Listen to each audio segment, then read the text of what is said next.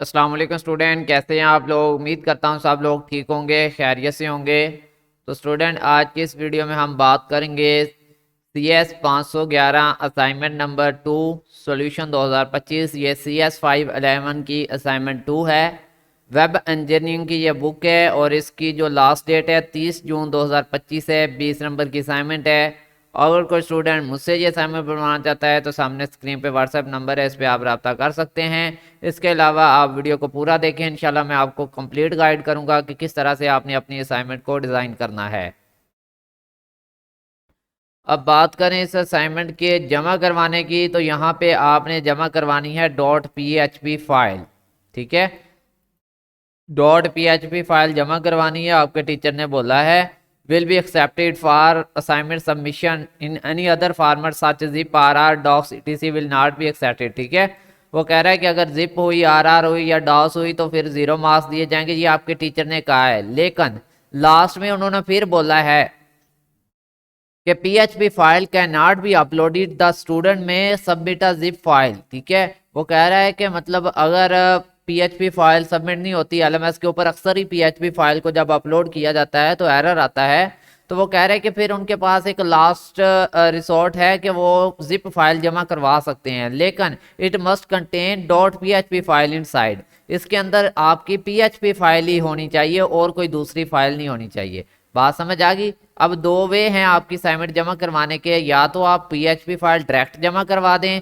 अगर डायरेक्ट जमा नहीं होती तो फिर आप क्या करें, एक जिप फोल्डर बना के इस फाइल को जिप करके वो जमा करवा दें। ठीक है, अब यहाँ पे है कि उन्होंने कहा if any student use CDN for CSS bootstrap और एक्सटर्नल स्टाइल। ठीक है, ये चीज़ें यूज़ नहीं करनी, बूटस्ट्रैप नहीं यूज़ करनी, एक्सटर्नल स्टाइल नहीं यूज़ करने, CDN फॉर CS यूज़ नहीं करना, वरना 0 मार्क्स मिलेंगे।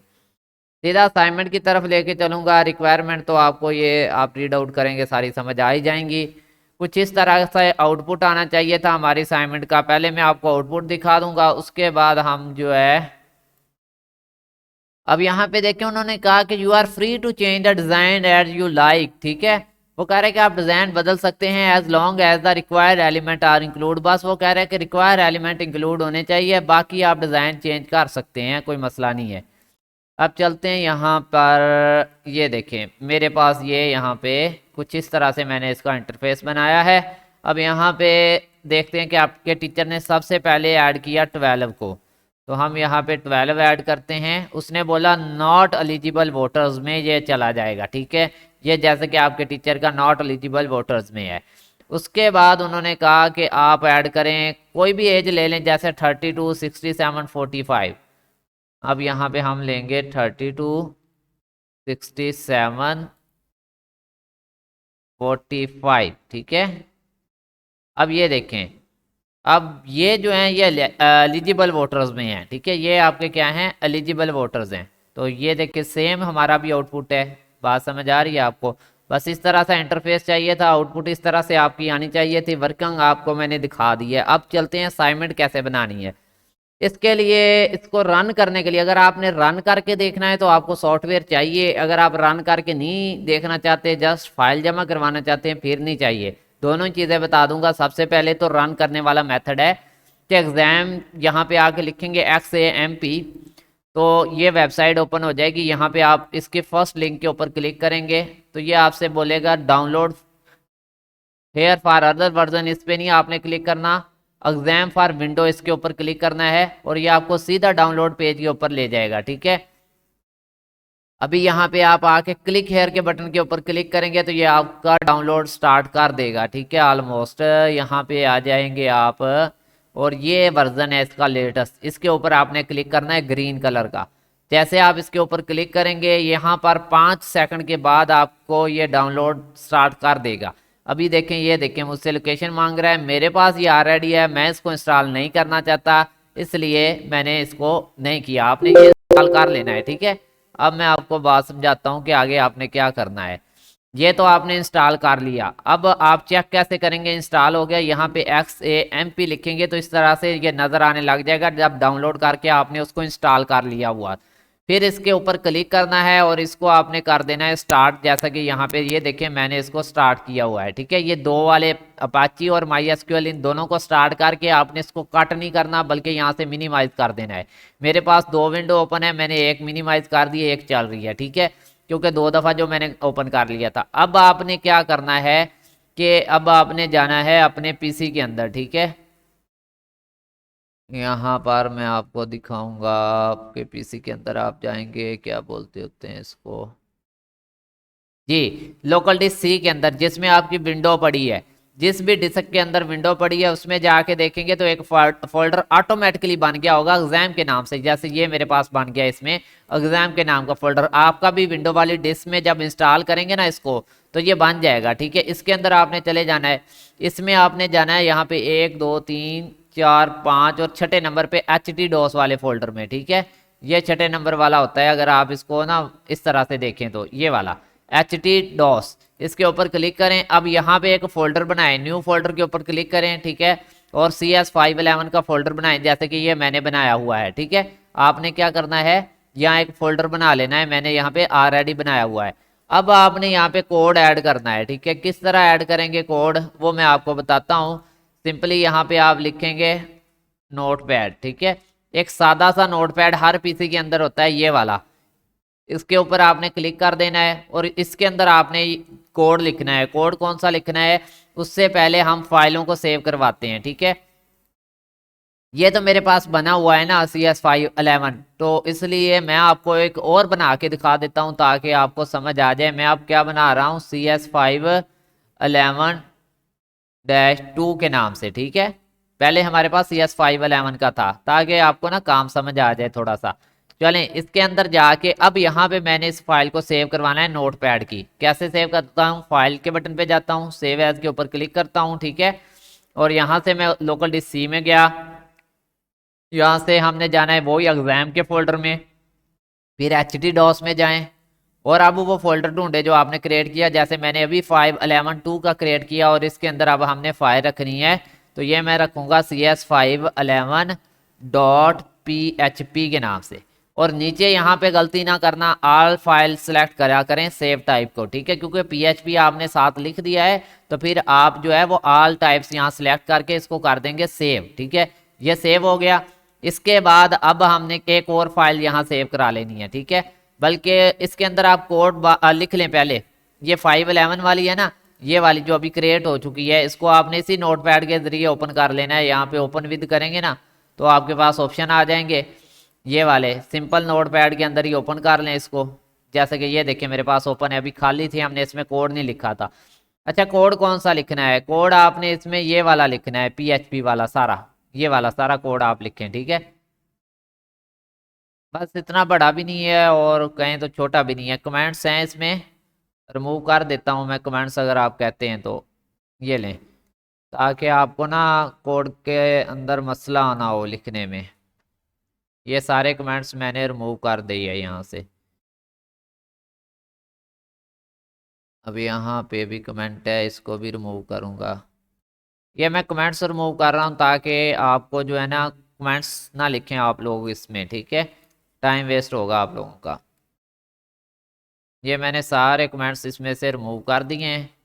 अब आप लोग जो है इस कोड को लिख सकते हैं। अब आप लोगों ने इस कोड को लिखना है, इस पूरे कोड को, ठीक है। अभी आप लाइन नंबर लिखेंगे 25 तक। उम्मीद है कि आपने 25 तक लिख लिया होगा। अब आप लोग लिखेंगे इसको 48 तक, ठीक है। उम्मीद है कि आपने 48 तक कोड लिख लिया होगा। अब आप लोग लिखेंगे यहाँ से 67 तक। उम्मीद है कि 67 तक आपने कोड लिख लिया होगा। और अब आप लिखेंगे 67 से 85 तक। उम्मीद है कि 85 तक। अच्छा यार, वीडियो रोक के कोड लिख लिया करें आप ना। अब ज़रूरी तो नहीं जितनी देर आप कोड लिखें मैं भी रुका रहूं, आप बस वीडियो को रोकें और कोड लिखें। ये अब पूरा हो गया कोड, इसको कॉपी करता हूं मैं यहाँ से।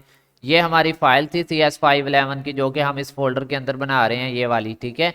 अब इसके अंदर मैंने इसको कर दिया पेस्ट और Ctrl+S दबा के इसको मैंने सेव कर दिया। अब ये मेरा पूरा कोड इधर सेव हो चुका है, ठीक है। ये देखें, यहाँ पे भी आप लोग देख लें, अगर देखना चाहते हैं कोड कहीं आपको मिस्टेक नज़र आ रही है तो वो अपनी फिल कर लेना इधर देख के भी। वहाँ पे लाइन बाय लाइन था इसलिए मैंने वहाँ पे दिखाया कि आपको आसानी हो जाए। चलें जी, ये तो हो गया कोड आपका, ठीक है। अब इसका एक कोड ये हो गया, ये आपने जमा करवाना है, ठीक है। अगर कोई सिंपली जमा करवाना चाहता है तो वो इसको जमा करवा सकता है बना के, ज़्यादा सी बात है। PHP फाइल जमा करवानी है, ये आपकी रेडी है, ठीक है। अगर कोई चलाना नहीं चाहता, ऐसे ही जमा करवाना चाहता है, तो ये रीनेम करके अपनी ID लगा लेना, वो आपकी मर्जी है, ठीक है।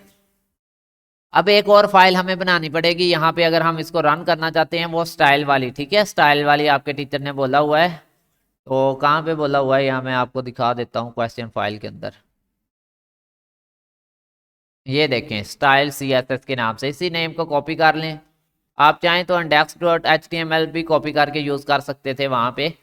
तो ये देखें, अब हम यहाँ पे नोटपैड की एक और फाइल बनाने लगे हैं। फाइल के बटन पे जाऊँगा, सेव एज के ऊपर क्लिक करूँगा और अब वो लोकेशन ढूंढूंगा, लोकल डिस्क C के अंदर है। यहाँ पे एग्जाम के फोल्डर में जाना है, HT DOS में जाना है। मेरा एक फोल्डर बना है CS5112 का, इसके अंदर जाना है और ये नाम रख देना है style.css, style.css। इसके बाद ऑल टाइप सेलेक्ट करूंगा और सेव का बटन दबा दूंगा। इसके अंदर हमने कोड लिखना है। कोड कौन सा है, वो ये वाला एक कोड है छोटा सा, ठीक है। ये भी इतना छोटा भी नहीं है लेकिन बड़ा भी नहीं है इतना, ठीक है। ये है 49 लाइंस का। अब आप इसको देख के लिखें। ये कमेंट्स होते हैं, इनको आप चाहे ना लिखें, ये जो होते हैं थोड़े से ना नज़र आ रहे होते हैं। चलें, उम्मीद है कि आपने ये सारा कोड लिख लिया होगा। अब मैं इसको ना अभी आपको लाइन बाय लाइन दिखाता हूँ। लाइन नंबर 20 तक लिखें आप लोग कोड, लाइन नंबर 35 तक लिखें, सो ऑन एंड तक कोड सारा लिख लें। इसको कॉपी करें, इस पूरे कोड को, आ जाएं उधर, आपकी जो ये वाली स्टाइल CSS वाली फाइल है, इधर मैंने इसको पेस्ट कर दिया, ठीक है। ये देखें, यहाँ पे मैंने इस कोड को पेस्ट करके Ctrl+S का बटन दबा दिया, वरना आप यहाँ पे सेव का भी दबा सकते हैं, ठीक है। और इसको मैंने कट कर दिया। अब ये मेरा रेडी है, तैयार है, क्योंकि मैंने ये एग्जाम का सॉफ्टवेयर स्टार्ट किया हुआ है, इसकी मदद से अब ये चल पड़ेगा, ठीक है। अब आप किसी भी ब्राउज़र के ऊपर जाएँ यहाँ पे, ठीक है।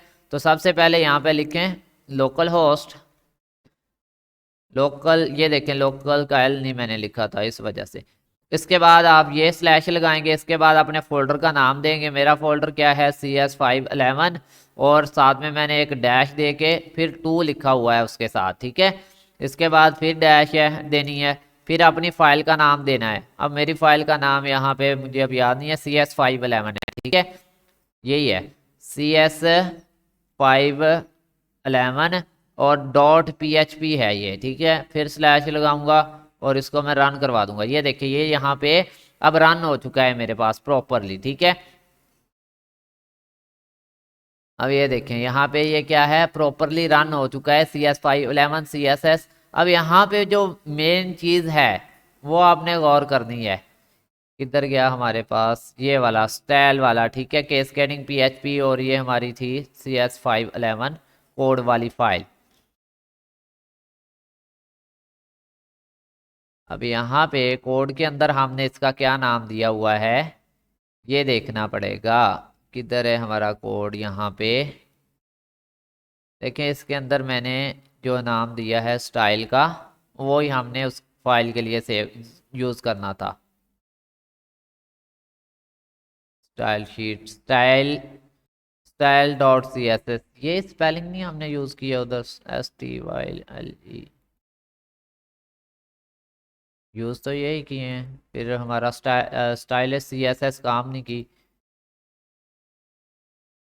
ओके जी, तो स्टूडेंट वही मैं देख रहा था कि आखिर ये वर्क पूरा क्यों नहीं किया, क्योंकि इसके लास्ट में मैंने एक एक्स्ट्रा स्लैश इस तरह से डाल दी थी, उसकी वजह से इसने स्टाइल CSS को पिक नहीं किया था, ठीक है। ये आपने नहीं डालनी लास्ट में, इसको बस ऐसे ही रन करना है और ये चल पड़ेगा, ठीक है।